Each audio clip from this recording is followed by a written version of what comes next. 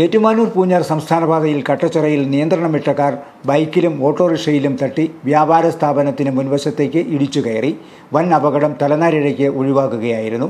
കട്ടച്ചിറ പള്ളിക്കവലയിൽ ഉച്ചകഴിഞ്ഞ് 2:30-യോടെയാണ് അപകടമുണ്ടായത്.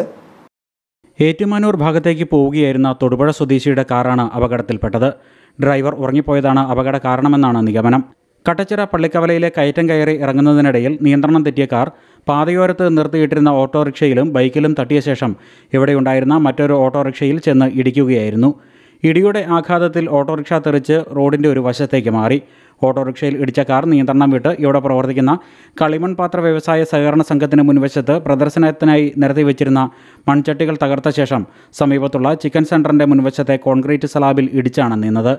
അപകടം നടക്കുന്ന സമയത്ത് ചിക്കൻ സെൻ്ററിൻ്റെ മുൻവശത്ത് അന്യസംസ്ഥാനക്കാരായ തൊഴിലാളികൾ ജോലി ചെയ്യുന്നുണ്ടായിരുന്നു. കാർ സ്ലാബിൽ തട്ടി നിന്നതിനാൽ വൻ ദുരന്തം ഒഴിവായി.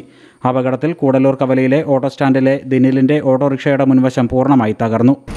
ഞാനിപ്പോൾ എൻ്റെ വണ്ടി ഇവിടെ ഇട്ടിരിക്കുമായിരുന്നു. ഞാൻ മീൻ മേടിക്കാനായിട്ട് ഞാൻ കാട് പോയിട്ട് ഞാൻ അവിടെ ഇവിടുത്തെ കടയിൽ നിന്ന് ഞാൻ പഴവും മേടിക്കാനായിട്ട് ഞാൻ കടയിൽ നിൽക്കുമ്പോഴേ സംഭവം നടക്കും.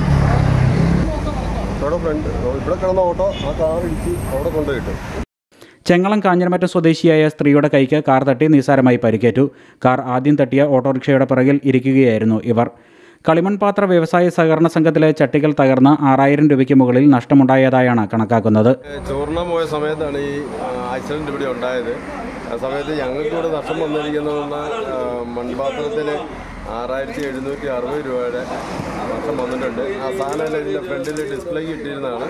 അതിലോട്ടാണ് വണ്ടി ഇടിച്ച് കയറിയത്. അപകടത്തിൽ കാറിൻ്റെ മുൻവശം പൂർണ്ണമായും തകർന്നിട്ടുണ്ട്. ഏറ്റുമാനൂർ പോലീസ് സ്ഥലത്തെത്തി മേൽനടപടികൾ സ്വീകരിച്ചു. Star vision news, Ettumanoor.